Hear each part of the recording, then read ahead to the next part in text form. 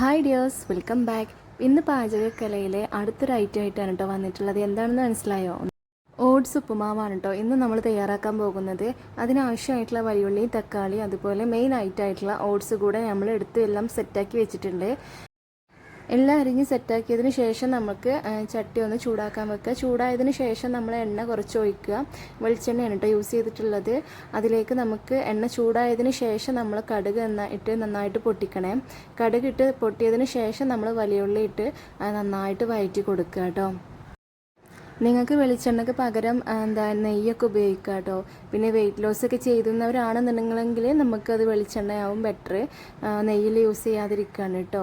കാരണം ഓട്സ് നമുക്ക് weight loss അതിന് യൂസ് ചെയ്യാവുന്ന ഒരു ഐറ്റമാണ്. അപ്പോൾ വെയിറ്റ് ലോസിന് നമ്മൾ ചിലരൊക്കെ ഓട്സ് ഇങ്ങനെ കാച്ചി കുടിക്കാറുണ്ടല്ലേ, പക്ഷെ അത് നല്ല കൊഴുപ്പായിരിക്കും. അപ്പോൾ അതൊന്നും ഇഷ്ടമില്ലാത്തവരാണ് നിങ്ങളെങ്കിൽ ഇതൊന്ന് ട്രൈ ചെയ്ത് നോക്കണേ. അങ്ങനെ ഉള്ളി ഒന്ന് ജസ്റ്റ് ഒന്ന് ആയതിനു ശേഷം ഞാൻ ക്യാരറ്റ് കൂടി ഇട്ട് കൊടുക്കുന്നുണ്ട്. ക്യാരറ്റും അത്യാവശ്യം നന്നായിട്ട് വഴറ്റി വരണ്ടേ, അപ്പോൾ അതുകൊണ്ട് അത് പെട്ടെന്ന് ഇട്ടിട്ടുണ്ട്. അങ്ങനെ ക്യാരറ്റും ഉള്ളിയൊക്കെ ആയതിനു ശേഷം കുറച്ച് തക്കാളി കൂടെ ഇട്ടിട്ടുണ്ട്. ഇതിൻ്റെ കൂടെ നിങ്ങൾക്ക് ഏത് പച്ചക്കറി വേണമെങ്കിലും യൂസ് ചെയ്യാവുന്നതാണ്. എൻ്റെ കയ്യിൽ ഈ ഒരു 3 ഐറ്റം മാത്രമേ ഉണ്ടായിരുന്നുള്ളൂ. നമുക്ക് ക്യാപ്സിക്കം, അതുപോലെ ബീൻസ്, അങ്ങനെയുള്ള ഐറ്റംസൊക്കെ ഇട്ട് കൊടുക്കാം കേട്ടോ. അങ്ങനെ മൂന്നും അങ്ങനെ ഒരു ചെറിയ രീതിയിലൊന്ന് വെന്ത് തുടങ്ങിയെന്ന് കണ്ടപ്പോൾ ഞാൻ നമ്മുടെ കറിവേപ്പില ഇട്ട് കൊടുത്തിട്ടുണ്ട്. അതുപോലെ ഒരു പച്ചമുളകും കൂടെ കീറി കൊടുത്തിട്ടുണ്ട്. ഇതിൽ ഒരു കപ്പ് വെള്ളമാണ് കേട്ടോ ഞാൻ എടുത്തിട്ടുള്ളത്. ആ ഒരു കപ്പ് ഓട്സാണ് ഞാൻ എടുക്കുന്നത്. അതിനാവശ്യമായിട്ടുള്ള കുറച്ച് ഉപ്പ് കൂടെ ഇട്ട് കൊടുത്ത് നന്നായിട്ട് ഇളക്കിയതിന് ശേഷം തിളച്ച് വരുമ്പോൾ ആണ് നമ്മൾ ഓട്സ് ഇട്ട് കൊടുക്കുന്നത്. ഓട്സ് ഞാൻ ആ ഒരു കപ്പാണ് എടുത്തിട്ടുള്ളത്. ആ ഒരു കപ്പിലാണ് ഞാൻ വെള്ളം എടുത്തിട്ടുള്ളത്. അപ്പോൾ നമുക്കിനി ഇതിൽ വെള്ളം കൂടുക കുറയുക എന്നുള്ളൊരു പേടിയില്ല. കാരണം കൂടുകയാണെങ്കിൽ നമുക്ക് പെട്ടെന്ന് അത് വറ്റിച്ചെടുക്കാം.